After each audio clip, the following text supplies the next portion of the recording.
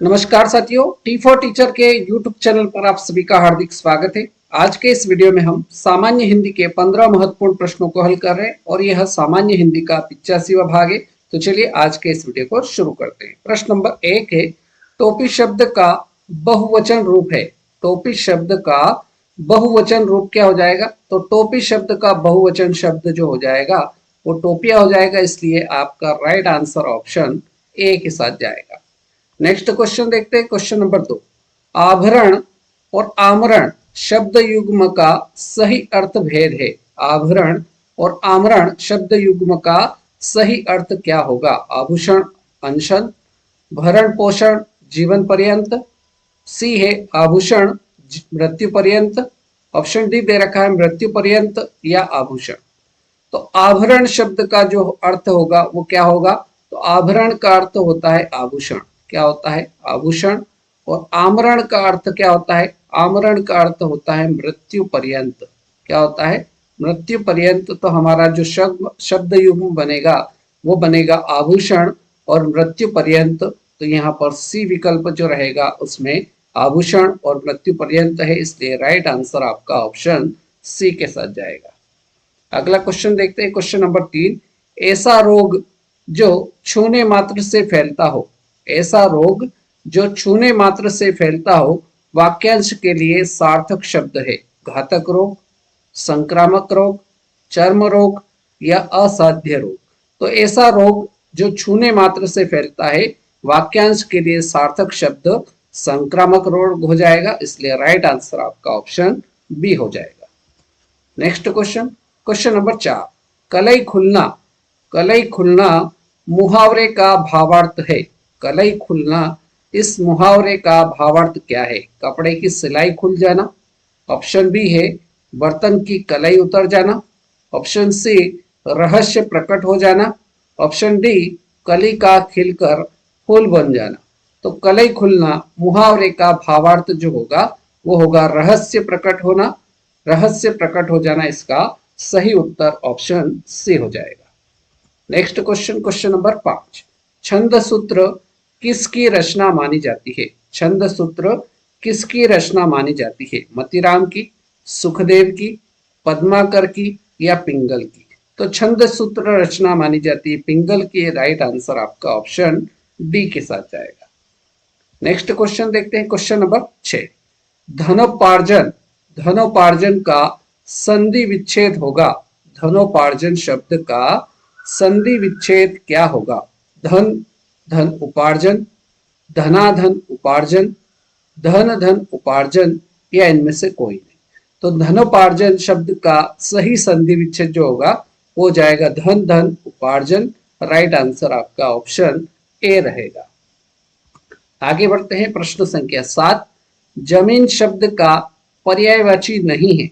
जमीन शब्द का पर्यायवाची नहीं है। पृथ्वी ये जमीन शब्द का पर्यायवाची है। धरती ये भी पर्यायवाची है जमीन का। धरणी ये भी पर्यायवाची है, लेकिन विटप शब्द जो है ये धरती का जमीन का पर्यायवाची शब्द नहीं है, इसलिए इस प्रश्न का सही जवाब जो होगा वो ऑप्शन डी हो जाएगा। जमीन के सारे पर्यायवाची शब्द हम देख लेते हैं। तो जमीन का पर्यायवाची शब्द होता है धरा, धरा के बाद धरती, धरती, उसके बाद वसुधा, वसुधा ये जमीन के पर्यायवाची शब्द। अचला ये भी आपका पर्यायवाची शब्द जमीन का। उसके बाद धरणी, धरणी, उसके बाद भू, उसके बाद भूमि, भू भूमि, पृथ्वी, पृथ्वी, वसुंधरा, वसुंधरा, वसुंधरा के बाद धरित्री, धरित्री, धरित्री के बाद रत्नगर्भा, रत्नगर्भा। ये सारे शब्द जो है ये किसके? जमीन शब्द के पर्यायवाची शब्द है। राइट, तो इन सबको आपको याद रखने की आवश्यकता है। Next question, question number 8। शताब्दी शब्द, शताब्दी शब्द किस समास का उदाहरण है? शताब्दी शब्द किस समास का उदाहरण है? तत्पुरुष समास, बहुब्रीहि समास, अव्ययी भाव समास या द्विगु समास। तो शताब्दी का अर्थ क्या होता है? 100 होता है। तो जहां पर संख्या आ जाती है वहां पर आपका जो समास होता है वो आपका द्विगु समास होता है। इसलिए क्वेश्चन नंबर 8 का सही जवाब ऑप्शन डी द्विगु समास एकदम सही उत्तर हो जाएगा। आगे बढ़ते हैं क्वेश्चन नंबर 9 की ओर। प्रश्न नंबर 9 है, मेला आंचल, मेला आंचल किसका उपन्यास है? मेला आंचल किसका उपन्यास है? अशोक वाजपेयी का, फणीश्वर नाथ रेणु का, गोपाल प्रसाद का या रामचंद्र शुक्ल का? तो मेला आंचल जो है ये किसका उपन्यास है? तो ये फणीश्वर नाथ रेणु का उपन्यास है। इसलिए सही जवाब जो होगा फणीश्वर नाथ रेणु, ऑप्शन बी बिल्कुल सही उत्तर हो जाएगा। प्रश्न संख्या 10, क्रिया के अर्थ में विशेषता प्रकट करने वाले अव्यय को क्या कहते हैं? क्रिया के अर्थ में विशेषता प्रकट करने वाले अव्यय को क्या कहा जाता है?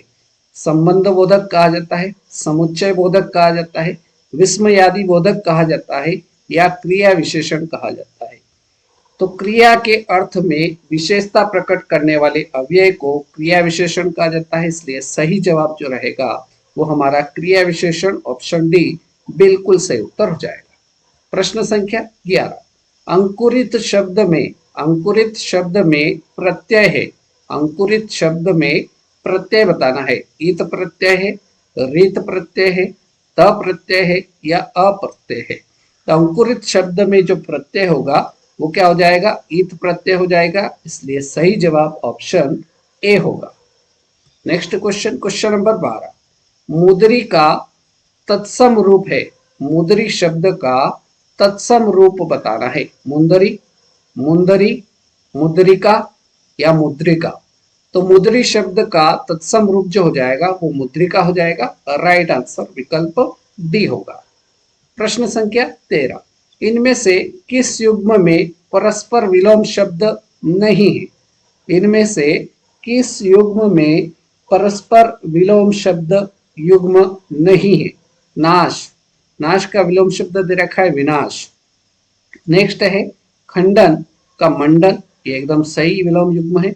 सम, विषम बिल्कुल सही युग्म है।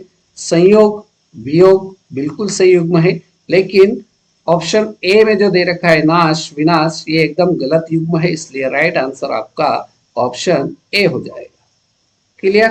प्रश्न संख्या 14, पीयूष शब्द का पर्यायवाची शब्द कौन सा है? पीयूष शब्द का पर्यायवाची शब्द कौन सा है? कमल है, अमृत है, सरस्वती है या कोयल है? तो पीयूष शब्द का पर्यायवाची शब्द क्या हो जाएगा? तो ये अमृत शब्द इसका पर्यायवाची शब्द हो जाएगा। राइट आंसर आपका ऑप्शन बी रहेगा। और अब बारी है आज के इस वीडियो के अंतिम प्रश्न, प्रश्न संख्या 15 की। निरीक्षक शब्द का सही अर्थ है, निरीक्षक शब्द का सही अर्थ क्या है? ऑप्शन ए है निर्माण कार्य करने वाला, ऑप्शन बी है व्यवस्था के निर्देश देने वाला, ऑप्शन सी कार्यालय अधीक्षक, ऑप्शन डी कार्य व्यवस्था की देखभाल करने वाला। तो निरीक्षक शब्द का सही अर्थ जो होगा वो होगा कार्य व्यवस्था की देखभाल करने वाला, अर्थात राइट आंसर आपका ऑप्शन डी हो जाएगा। क्लियर? तो इस प्रकार से आज के इस वीडियो में हमने सामान्य हिंदी के 15 ऑब्जेक्टिव प्रश्नों को हल किया। उम्मीद करता हूँ सारे प्रश्न आपको समझ में आए होंगे। आपने वीडियो को पूरा देखा उसके लिए धन्यवाद। आज के इस वीडियो में फिलहाल इतना ही। अगले वीडियो में फिर मुलाकात करेंगे नए प्रश्नों के साथ। तब तक के लिए जय हिंद, जय भारत, वंदे मातरम।